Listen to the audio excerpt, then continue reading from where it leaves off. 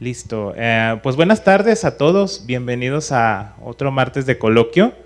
En esta ocasión tenemos el inicio de las actividades de integración de los postdoctorantes que acaban de iniciar ahora el 1 de septiembre. Iniciamos con la doctora Olinka Ramírez, quien está a cargo del doctor Pablo Rendón. Ay, no está. Ya está. Y bueno, inicio haciendo una breve semblanza de la doctora Ramírez. Ella estudió la licenciatura en Física en la Facultad de Ciencias de la UNAM.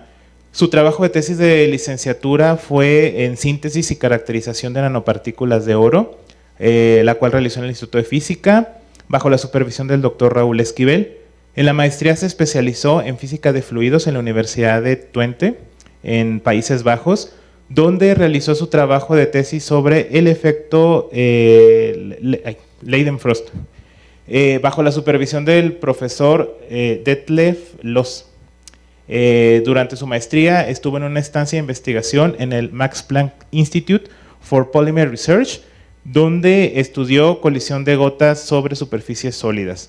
Siguiendo esta misma línea de investigación de dinámica de gotas, su doctorado lo realizó en el Max Planck Institute for Dynamics and Self-Organization en Alemania, en donde realizó investigaciones sobre gotas contraídas por el efecto Marangoni, bajo la supervisión del doctor Stefan Karpczyka, o algo así.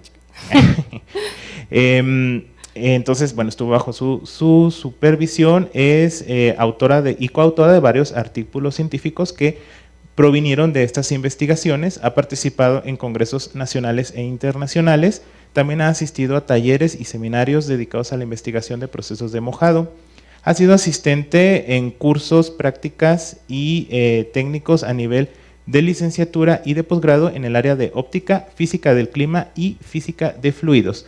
Pues quedamos atentos, doctora, a su presentación. Sí. Bueno, buenas tardes, gracias por su asistencia. Bueno, como se mencionó, mi nombre es Olinka. Recientemente me incorporé al instituto como postdoctorante en el grupo de acústica física y dinámica de fluidos. En el grupo estaré participando en proyectos que tienen que ver con instrumentos musicales de aliento y con nadadores helicoidales. Pero para esta plática la idea es presentarles mis trabajos anteriores. Entonces me centraré en mi trabajo de doctorado. Bueno, no sé, así se oye bien, ¿verdad? Me centraré en mi trabajo de doctorado, el cual hice en el Max Planck Institute for Dynamics and Self-Organization, bajo la dirección del doctor Stefan Karpczyka. Bueno, en nuestro trabajo teníamos la intención de estudiar cómo es que la dinámica de mojado de un líquido es afectada por gradientes composicionales de este líquido. Para esto utilizamos como sistema modelo lo que se conoce como Marangoni Contracted Drops, que aquí llamo gotas contraídas por efecto Marangoni. Bueno, voy a ir describiendo qué son estas gotas a lo largo de la plática. La presentación la dividí en tres secciones principales. En la primera introduciré el contexto general y el fenómeno que estudiamos. En la segunda parte describiré el método experimental que utilizamos y mencionaré algunos de nuestros resultados. Y por último, daré algunas conclusiones. Entonces, para empezar, me gustaría pedirles que piensen en situaciones, en ejemplos en los que ustedes hayan visto un líquido desplazándose sobre una superficie sólida. Estos ejemplos pueden ser desde aplicaciones tecnológicas industriales, situaciones de la vida cotidiana o procesos que ocurren en la naturaleza. ¿Pero por qué es importante estudiarlo? Bueno, yo pensé en tres motivos. El primero, porque es útil. Por ejemplo, al limpiar un parabrisas, al enjuagarnos y secarnos el cabello, al limpiar un sartén después de cocinar, podemos pensar en impresoras de tinta, en pesticidas, en pruebas médicas, etc. El segundo motivo es porque es interesante. Por ejemplo, hemos visto que gotas de lluvia adoptan una forma casi esférica en cierto tipo de plantas, pero en otras no. O por ejemplo, con pinturas, si utilizamos diferentes materiales y técnicas, podemos obtener distintos patrones, así como les muestro en estas dos imágenes, que son dos pinturas de estos artistas.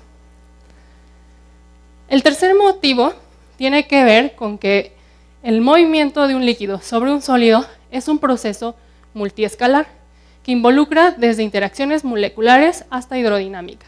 Y estas afectan el comportamiento macroscópico del líquido, o sea, el comportamiento de mojado.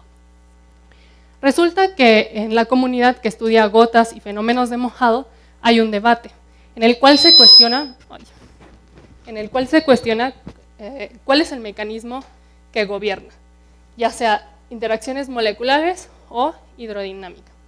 Entonces, en nuestro trabajo, nosotros nos enfrentamos a esta pregunta.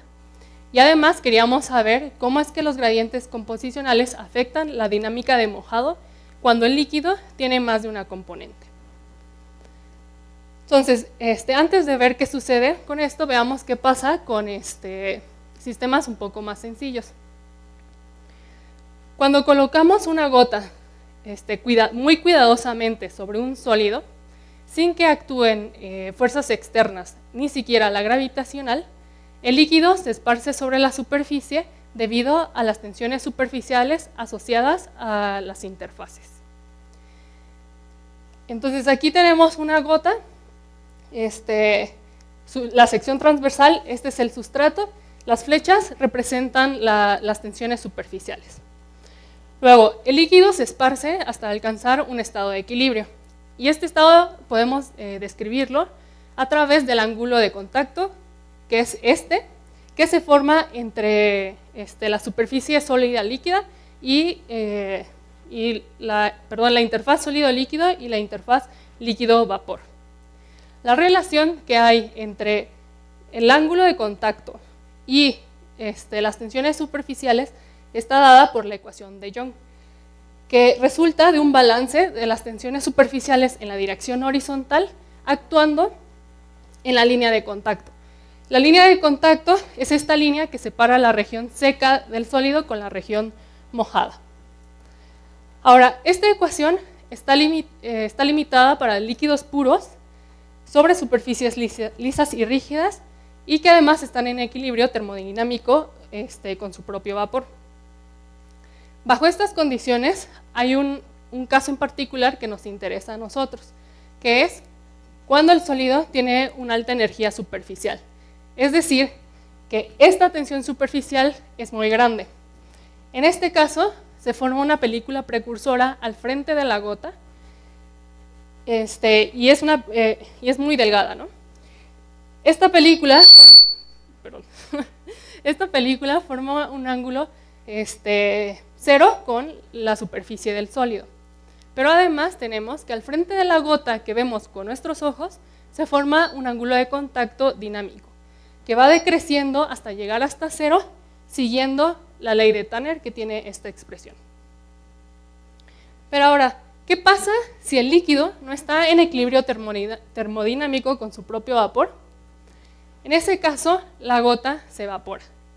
Si la gota está rodeada de aire, la evaporación está limitada por la difusión del vapor del líquido que se encuentra en la interfaz líquida hacia el campo lejano. Entonces, la tasa de evaporación va a estar dada por esta expresión, donde R mayúscula es el radio de la gota, R minúscula es la coordenada radial y lambda es una ecuación que depende del ángulo de contacto. Nada, se me olvidó mencionar que esta ecuación es para gotas sésiles, o sea que están sobre un sustrato. Entonces aquí tenemos un diagrama de cómo se vería la evaporación en una gota sésil. Entonces tenemos que la evaporación está limitada por la difusión del vapor. Luego, no es uniforme a lo largo de la gota y en particular es muchísimo mayor a lo largo de la línea de contacto cuando el ángulo de contacto es menor a 90 grados. Entonces veamos cuáles son las consecuencias de este perfil de evaporación. Bueno, la evaporación genera un cambio en la forma de la gota y genera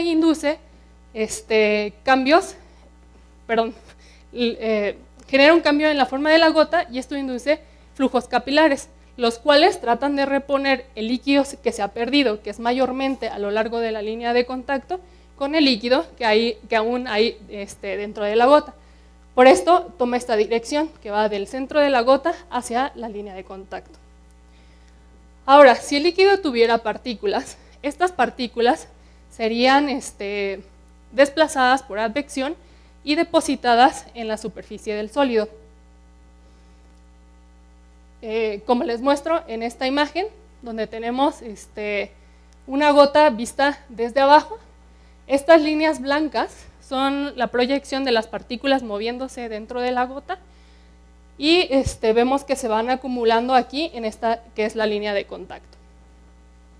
Este proceso da paso a lo que se conoce como efecto anillo de café, que es lo que da origen a la mancha característica del café, que es cuando tenemos una gota de café, se ve muchísimo más oscuro en las orillas que en el centro. Esto porque las partículas de café son depositadas a lo largo de la línea de contacto. Pero si en lugar de tener partículas, tenemos otro líquido, es decir, una mezcla de de dos líquidos, la evaporación genera un gradiente de tensión superficial y esto induce un flujo Marangoni. Con el flujo Marangoni, el líquido va de la región con menor tensión superficial hacia la región con mayor tensión superficial. Entonces podemos tener dos situaciones. Cuando el flujo va del ápice de la gota hacia la línea de contacto o cuando va viceversa. Dependiendo de estos casos, podemos tener diferentes comportamientos de mojado. Entonces aquí les pongo unas imágenes de cómo se verían estos comportamientos. Entonces tenemos gotas vistas desde arriba. Para este caso, tendríamos que el líquido se esparce, mojando más la superficie sólida y podemos observar inestabilidades. Para este otro caso, tenemos que el líquido se contrae reduciendo el área de mojado. Y este último caso es el que nos interesa. Entonces diré un poco más de detalle sobre esta contracción. Primero veamos este video. Aquí tenemos una gota de propanodiol sobre una superficie de alta energía. Al depositarla, vemos que el líquido se esparce por completo, formando una capa delgada. Este comportamiento lo observamos para todos los líquidos, incluyendo el agua. Ahora, ¿qué pasa si mezclamos propanodiol y agua? Entonces tenemos este video, esta es una gota de esta mezcla, esta superficie es similar a esta otra y este es el reflejo de la gota en la superficie. Entonces, al depositar la gota, vemos que esta no moja por completo y que por el contrario tenemos una gota bien definida.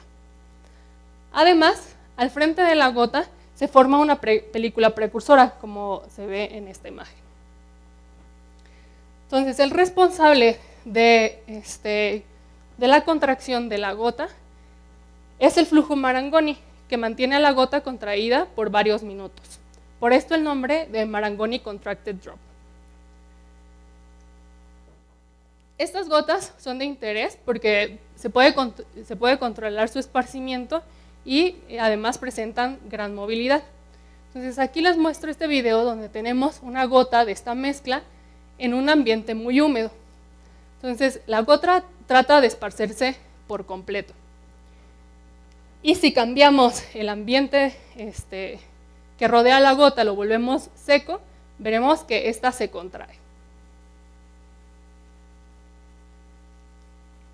Luego, en este segundo video les muestro una gota igual de esta mezcla en un ambiente donde creamos un gradiente de humedad. De ese lado es la región seca y de esta la húmeda. Entonces vemos que la gota se va moviendo de la región seca a la húmeda.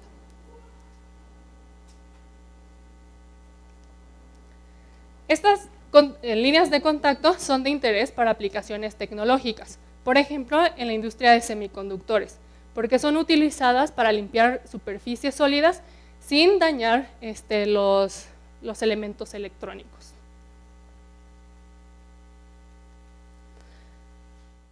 Ahora, ¿cuál es el origen de la contracción? Hay 3 requisitos que se deben de cumplir. El primero es que los líquidos de la mezcla deben de ser miscibles. Entonces recordemos que la evaporación en la gota Cecil induce un flujo capilar.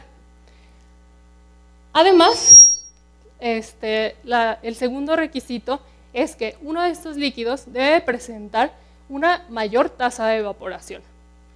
Entonces,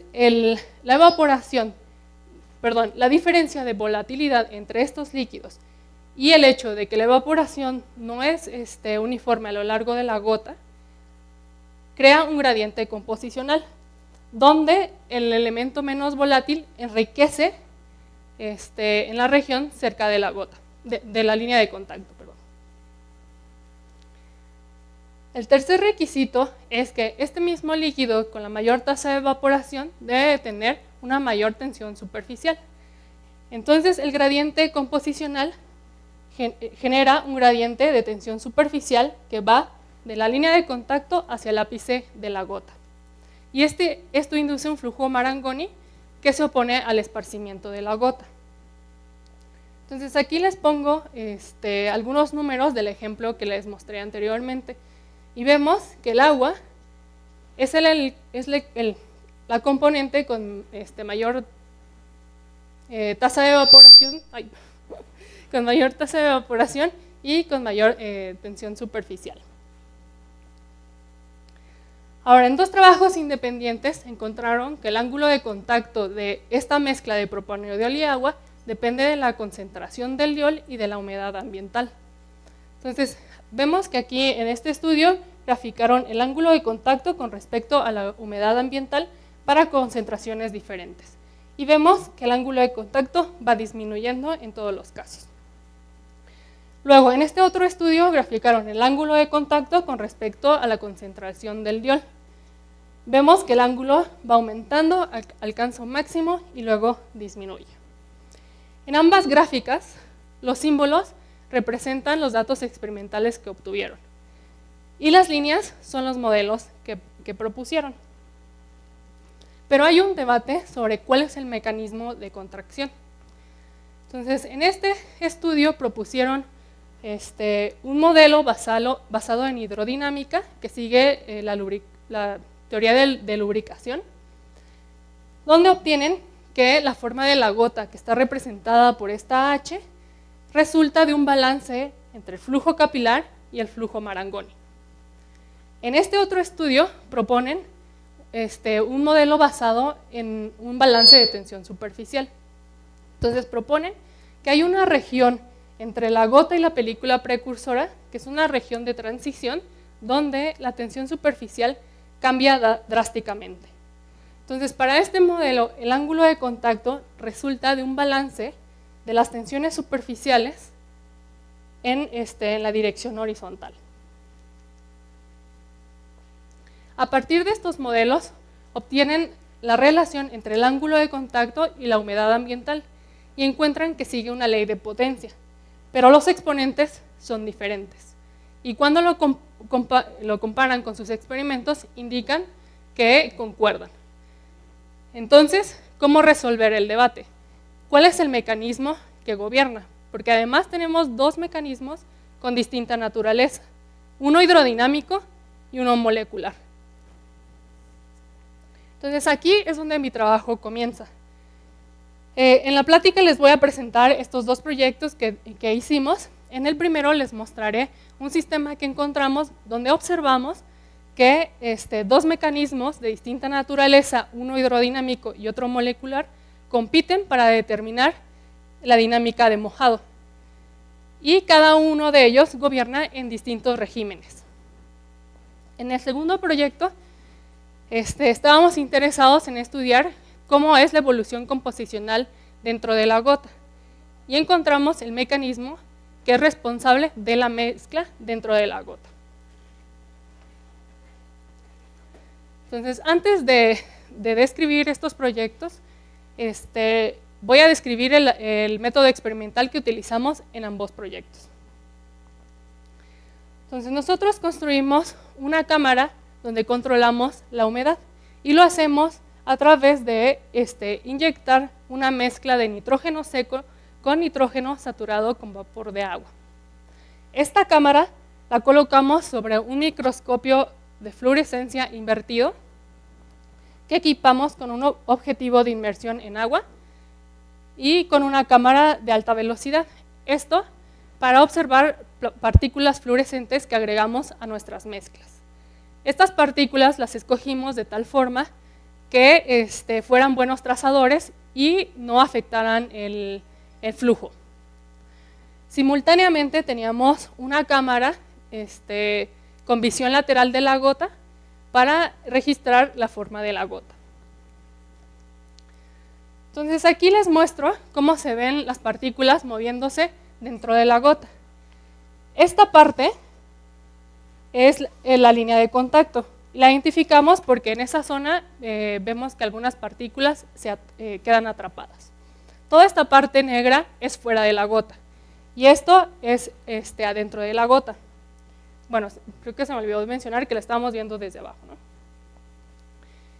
Entonces lo que vemos es que las partículas se van moviendo del centro de la gota hacia la línea de contacto y cuando llegan a la interfaz cambian de dirección y se desenfocan porque se mueven a planos superiores.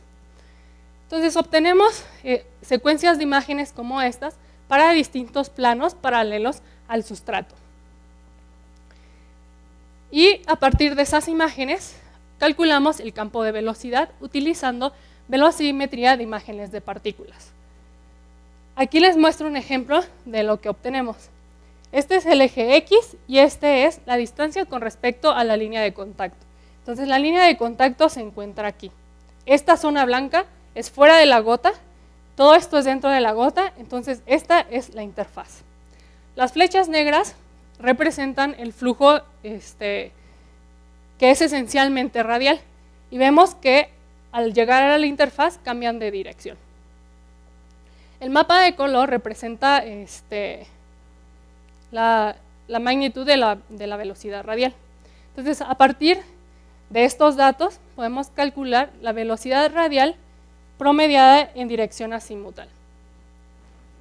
Entonces, esto es lo que obtenemos. La velocidad radial con respecto a la distancia a la línea de contacto. Y aquí les pongo un ejemplo de cómo se ve para un plano que está a 2 micrómetros arriba del sustrato.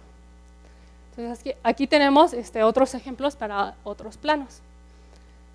Los círculos representan la velocidad en la interfaz de la gota. Entonces tenemos que cerca de la interfaz el flujo se invierte. A partir de estos datos podemos obtener las velocidades en los distintos planos para un mismo punto con una distancia fija a la línea de contacto. Y con ello podemos reconstruir el perfil de velocidades en la dirección vertical. Entonces aquí grafico esto. Tenemos el eje Z y la distancia a la línea de contacto. Los círculos azules representan la intersección entre los planos focales y la interfaz de la gota. Entonces la línea azul viene siendo la interfaz libre de la gota. Aquí se encuentra la línea de contacto. Las flechas son las velocidades que obtuvimos en cada uno de los planos. La longitud de las flechas representa la magnitud de la velocidad. Y esta línea viene siendo un perfil parabólico que ajustamos a este perfil de velocidades. Entonces podemos obtener estos perfiles de velocidades a lo largo de la gota. Entonces aquí les pongo unos ejemplos. Y podemos ver un rollo convectivo que está asociado al flujo Marangoni.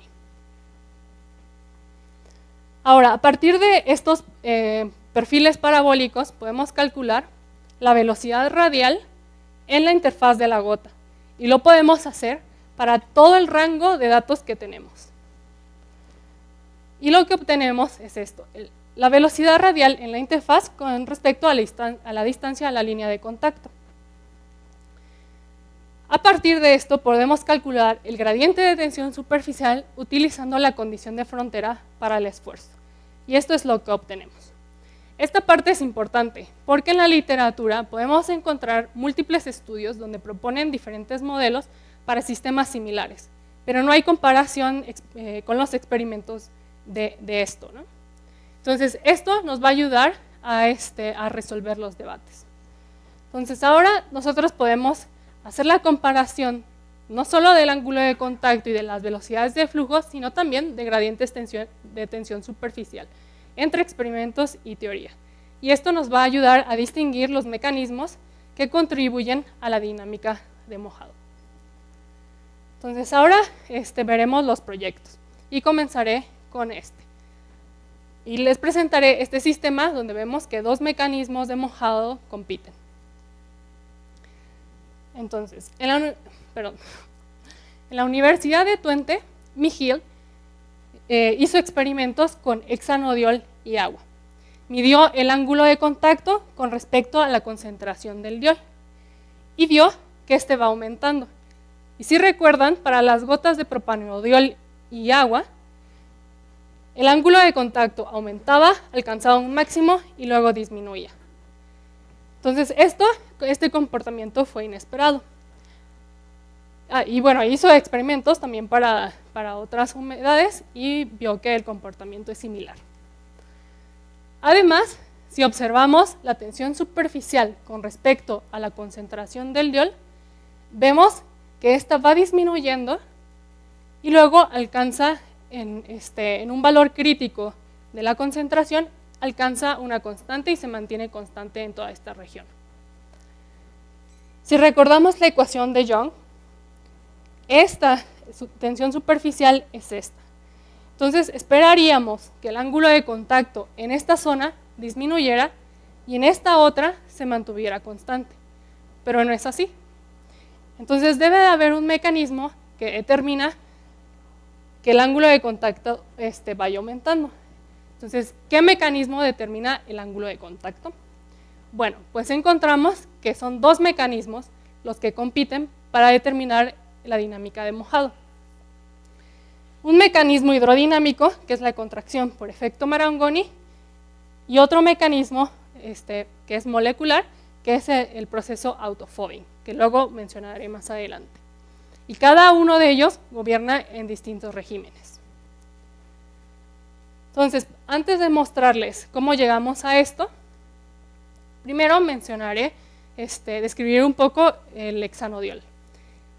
Este compuesto tiene un comportamiento del tipo surfactante, es decir, su molécula tiene una parte hidrofílica y otra parte hidrofóbica.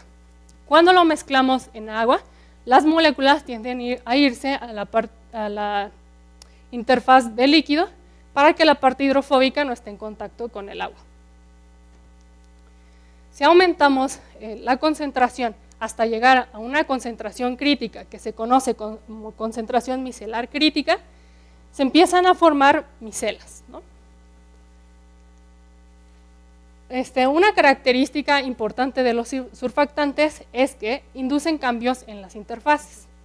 Por ejemplo, induce cambios en la tensión superficial, como se los mostré. La tensión superficial del líquido va disminuyendo con la concentración. Al llegar al alcanzar la concentración crítica, llegamos a un valor constante. También puede inducir cambios en la mojabilidad del sustrato, por ejemplo, a través del proceso autofobbing, que es la absorción del surfactante sobre la superficie sólida, ya sea a través del vapor o por el mismo líquido. Y esto reduce la energía superficial del sólido, haciendo que se vuelva hidrofóbico y la gota se contraiga. Entonces tenemos dos mecanismos que producen contracción. ¿Cómo distinguimos cuál es el que tenemos? Para eso medimos el flujo dentro de una gota con una concentración de 0.8% del diol, o sea, abajo de la concentración crítica, que la concentración crítica es de 10% para hexanodiol y agua. Entonces medimos el flujo dentro de esta gota y también lo hicimos para una concentración arriba de la concentración crítica. Y lo que vemos es que el flujo es mucho más fuerte para concentraciones bajas que para concentraciones altas. Y en este caso decimos que este flujo no podría mantener a una gota contraída.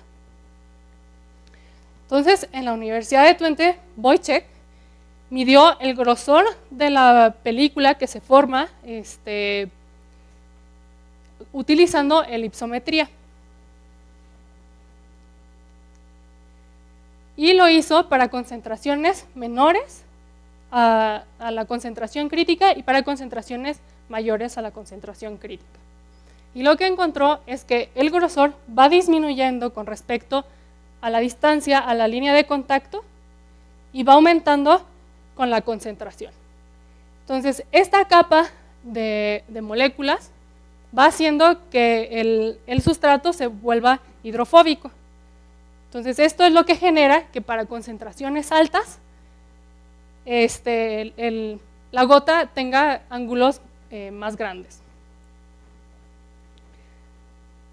Bueno, entonces tenemos que hay una competencia entre los dos mecanismos y gana el que define un mayor ángulo. Bueno, entonces con esto encontramos que para el hexanodiol tenemos esta competencia entre los mecanismos hidrodinámico y molecular, y cada uno gobierna en distintas regiones. Para bajas concentraciones tenemos contracción por efecto Marangoni y para altas tenemos el proceso autofóbico. Ahora, ¿qué tan general es esta competencia entre los mecanismos? Bueno, aquí tenemos el ángulo de contacto con respecto a la concentración del diol y tenemos graficados para el propanodiol y para el hexanodiol. Entonces, nada, recordemos que para el propanodiol el ángulo de contacto aumenta, alcanza un máximo y luego disminuye. Y en todo este rango nosotros observamos una contracción por efecto Marangoni. La diferencia que hay entre estos dos líquidos, que es la importante en este caso, es la actividad superficial. Sí, la actividad superficial, perdón. Que es menor para el propanodiol.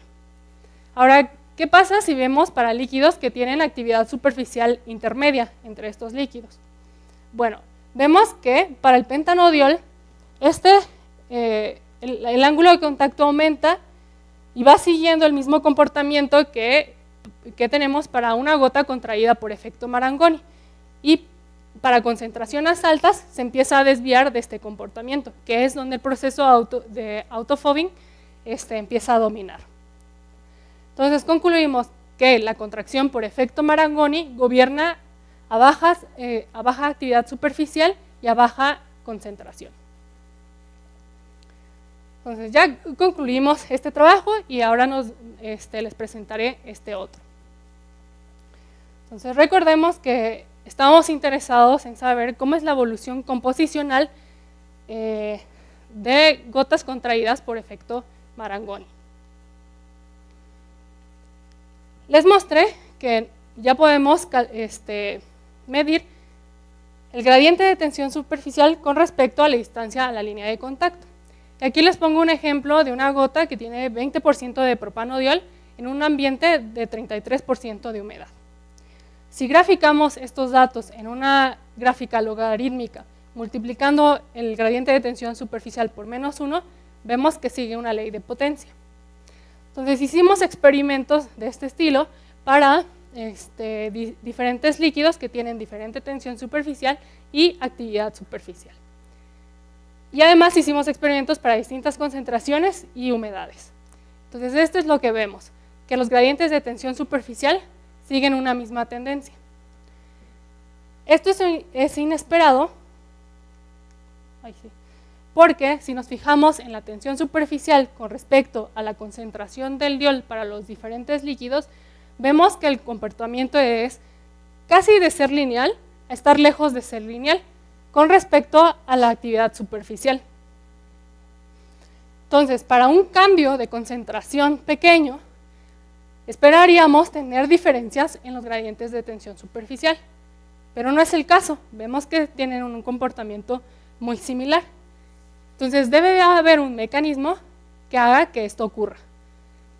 ¿Y cuál es este mecanismo responsable de la mezcla dentro de la gota?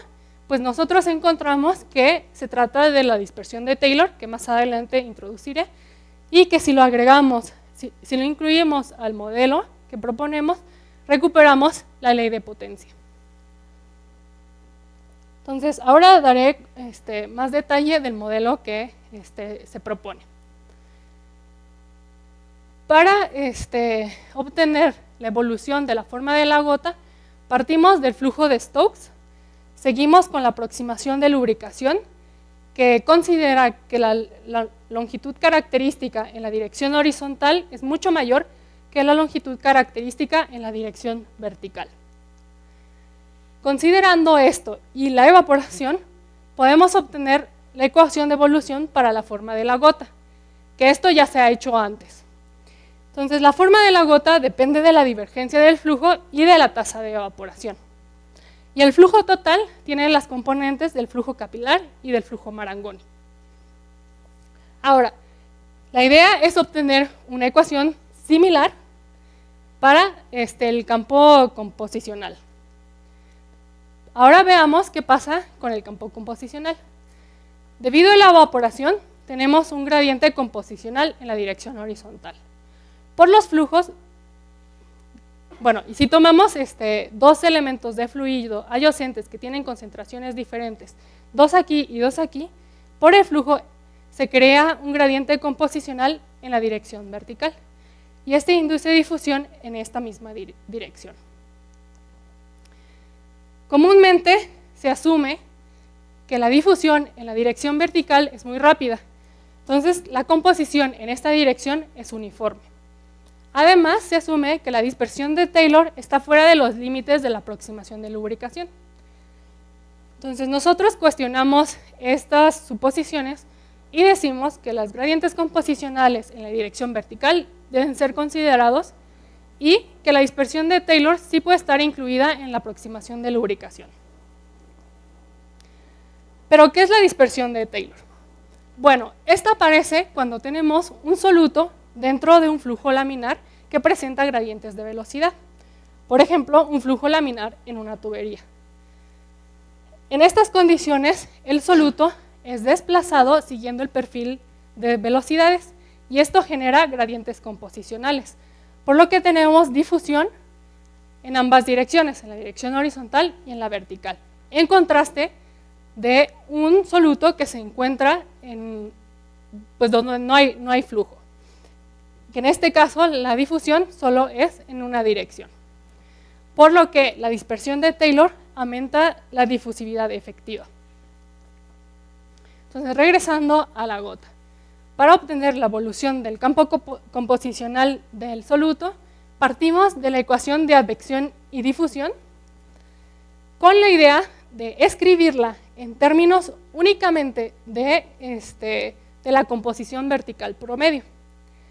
Eso significa encontrar una ecuación para este término que es la desviación del promedio en términos del promedio. Entonces, hay dos parámetros que determinan cuando esto es posible.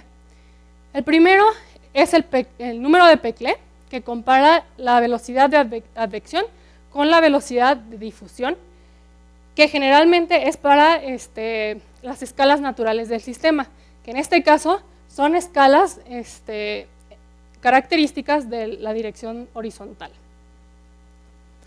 El segundo parámetro es este otro número adimensional, que se puede ver como un número de Peclet, pero asociado a las escalas características en la dirección vertical.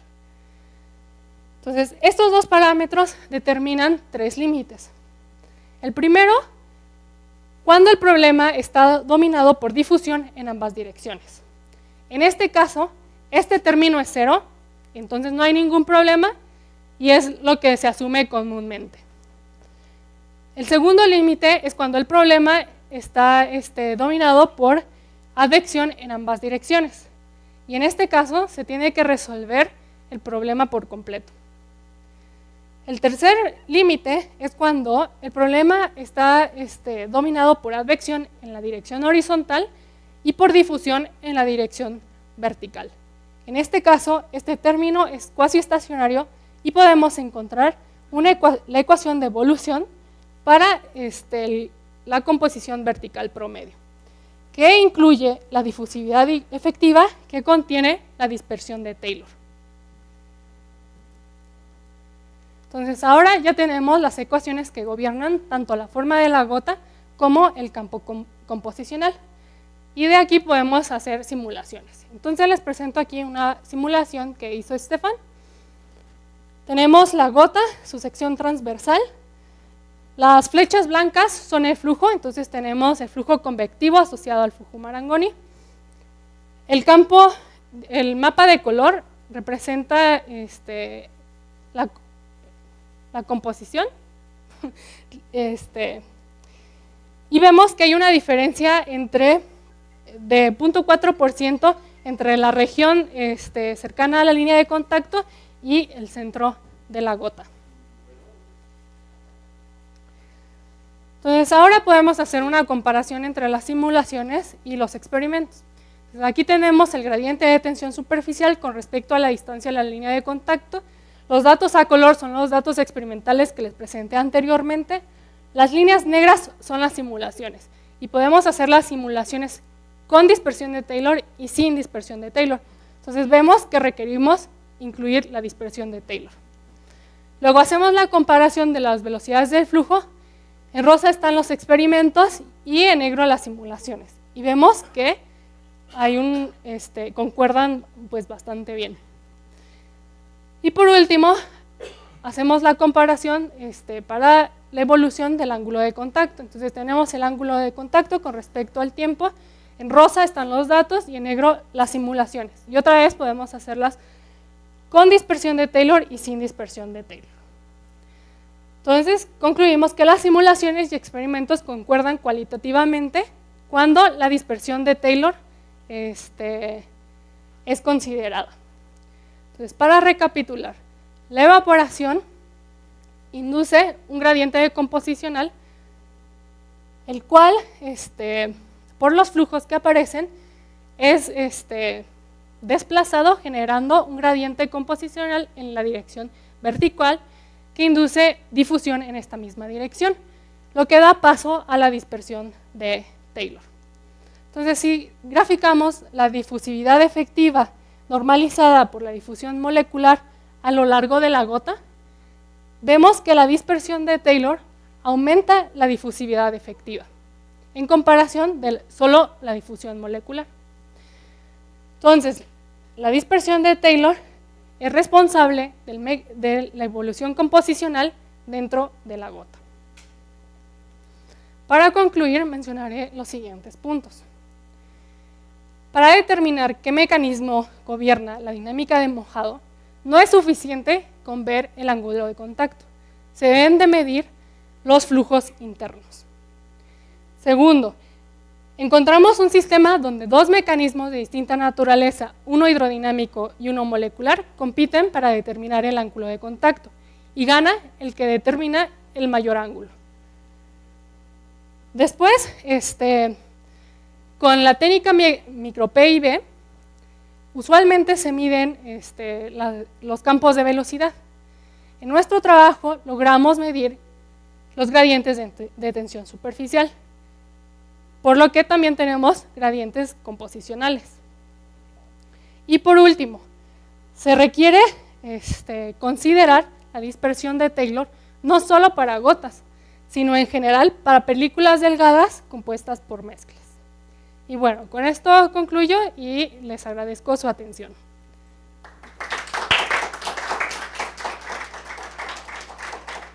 Listo, ahora ya no se oye. Ahí está, ya. Pues bueno, muchas gracias a Olinka. Disculpen los sonidos que hubo acá con los micrófonos. ¿Preguntas? ¿Alguien tiene preguntas? Que hable bien fuerte porque esto no estoy yendo bien. Sí, yo lo puedo hacer hablando fuerte, ¿está bien? ¿Sí? Oye, me gustó mucho, sobre todo el último trabajo, Linka, está muy interesante y además creo que pues tiene muchas implicaciones, ¿no? Sí. Sí. En la diapositiva en la que presentaste el balance entre Marangoni y la advección, había un parámetro epsilon sub h y no sé si me dijiste qué era, pero a mí esencialmente lo que me interesa es cuando ustedes proponen que sí hay que tomar en cuenta esos argumentos, no sé si utilizaron algún argumento de escala o así como medio intuitivo como para decir, bueno, sí se tendrían que tomar en cuenta por esta razón. Sí, pues,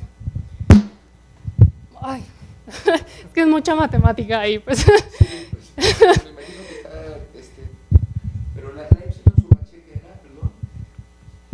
Ay, la tengo acá atrás. ¿Es el término Sí, que te da los distintos órdenes, no? sí, exacto, aquí está. Ok, perfecto. Ajá, y pues dependiendo de, esta te da el orden a la que tú cortas la ecuación para este término.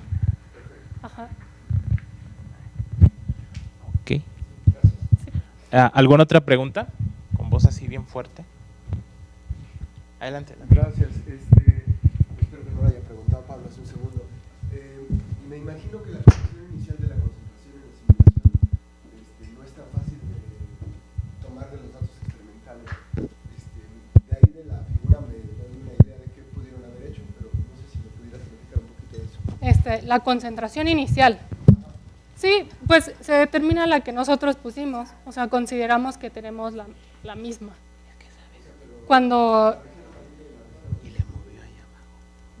Ay. No se oye.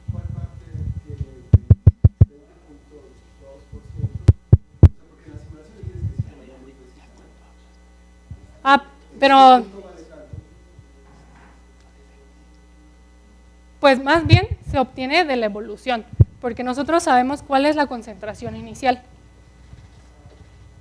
Bueno, primero, yo no hice las simulaciones, así que no sé exactamente cómo fue, pero yo sé que, o sea, la condición inicial nosotros la decimos. Depositamos una gota que tiene tal concentración. Entonces, con las ecuaciones de evolución, pues dejamos que corra, ¿no? Y vemos cuál es el gradiente composicional que se forma. Ok, por acá teníamos otra. Sí, yo estoy en shock desde hace como 20 minutos. Y una de las razones por las que estoy en shock es que ustedes describieron que existe un perfil parabólico, que uno cuando da sus clases de mecánica de fluidos, Ajá. lo que significa eso es transporte de masa en una dirección. Y ustedes encontraron un perfil parabólico que da transporte de masa en 3 direcciones. Entonces, Pero es radial. sí, pero ahí, sí, no, totalmente de acuerdo, ¿no? Por eso estoy así, yo evaluando mi shock. No tiene que ver contigo, tiene que ver con que estoy muy atrasado. Es un flujo de Poiseuille, ¿no? Así, nada más. Ajá, sí, exacto. Sí, porque nada, hasta, bueno, lo dibujé aquí, ¿no? Tratando de... Y lo que me quedé pensando cuando veo eso es que además de que tenemos un flujo que está, digamos, conocido mezcla todo el tiempo,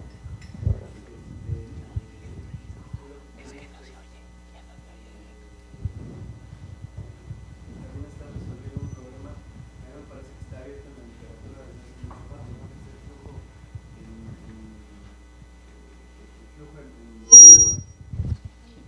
Flujo en los bordes. O sea, aquí. Yo he visto varios intentos de resolver eso. Porque, o sea, el problema al que tú te refieres es cuando tienes una divergencia aquí. En este caso no hay, porque hay una película precursora.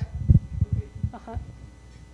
Pero eso es cuando tienes la gota, digamos, tiene evaporación, ¿no?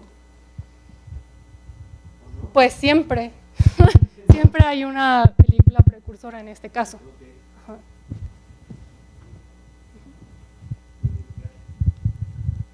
A ver, por acá, ¿Se puede subir un poquito más? A ver, Verena. Muchas gracias, Olinka, por tu presentación. Me llaman mucho la atención tus resultados, pero para aplicaciones de muchas gotas. Entonces, probablemente temas gravitacionales tendrían que ver, cambios de formas, o quizás la gota crece para formar gotas grandes. ¿Hasta qué volumen crees que sean válidos todas sus observaciones, y cuando entramos en un área crítica que quizás hay que considerar otros temas? Bueno, para considerar, por ejemplo, cuestiones gravitacionales, pues la gota debe ser un poco más grande. Ahorita no me acuerdo los términos que nos ayudarían a determinar cuándo, pero pues sí, ¿no? Que tuviera un poco más de volumen y que el efecto de gravedad tuviera un mayor peso, más que los efectos capilares. Luego, ¿hasta dónde podríamos aplicar estos resultados? Pues ya cuando no pudiéramos aplicar la aproximación de lubricación. O sea, que no tuviéramos un flujo laminar, pues sí, como en una dirección, mayormente. Y pues sí, hay bastantes aplicaciones. No sé si buscas este tipo de gotas, pues hay estudios donde hacen interacción entre gotas, cómo se alejan, cómo se acercan, cómo se mezclan. Y sí, es un mundo que está muy padre, pero sí. Ok, gracias. ¿Alguien más? Por acá, Mayo.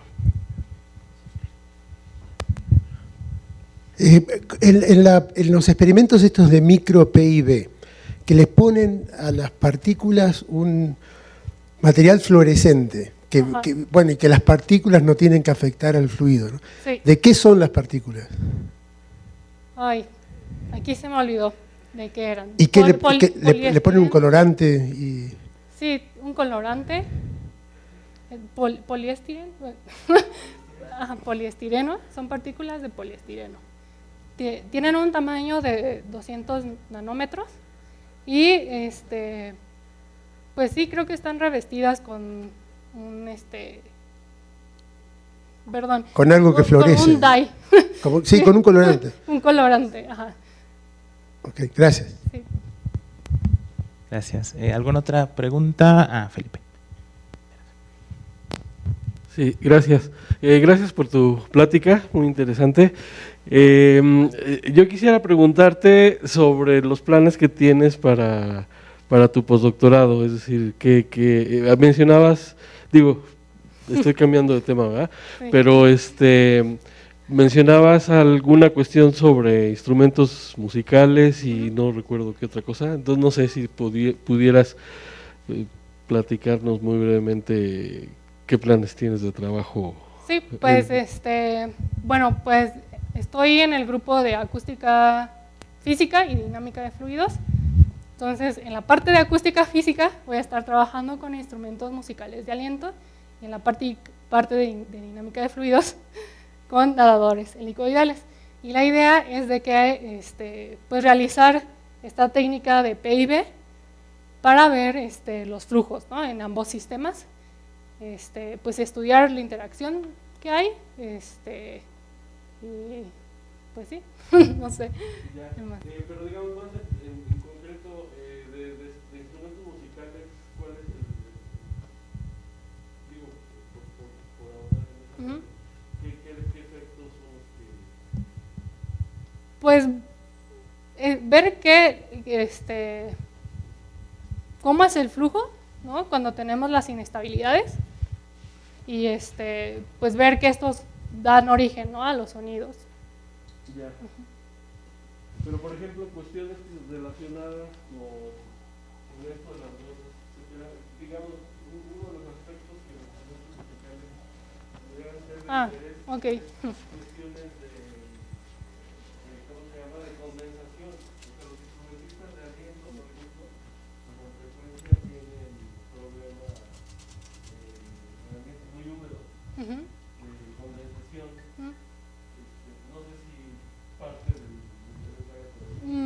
Pues no del principio, digo, si nos encontramos eso en el camino, pues tal vez, ¿no? Pero pues no desde el principio. Y pues así relación directa, ¿no? No hay más que pues flujos, ¿no? Sí, en ese caso sí, ¿no? Tendríamos una capa lubricante pues en el bisel, en la caña, ajá. Y pues ahí, pues sí, a lo mejor podríamos ver el efecto de esa capa lubricante. Okay. ¿Alguna otra pregunta? ¿Comentario? Un comentario por acá y donas, por si quieren recetarse alguna.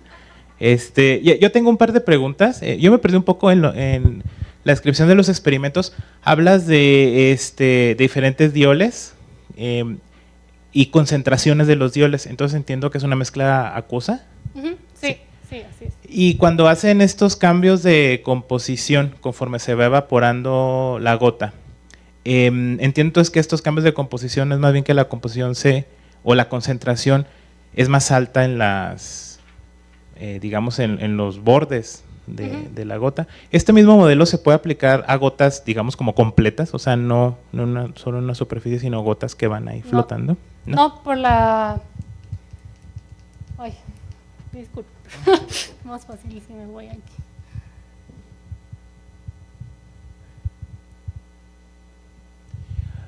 Lo comento porque, bueno, hablando de las aplicaciones, estaba pensando en, por ejemplo, un ionizador de electrospray, en donde se hace un spray, precisamente. Sí. Entonces, las gotas atomizadas se evaporan rápidamente y hay precisamente un cambio en la composición. ¿No? Sí, en el caso que tú dices, esta ecuación va a ser diferente. No, o sea, pues ya no tienes este plano rompiendo la simetría. Entonces aplicarías otra que sí ya está resuelta también. Sí. Ok, muchas gracias. Bueno, en YouTube no tenemos preguntas. ¿Por aquí alguna otra? Ok, bueno, pues agradecemos a la doctora Olinka por su presentación. Estamos enviándole el reconocimiento próximamente. Muchas gracias. Gracias chicos, nos vemos, provecho.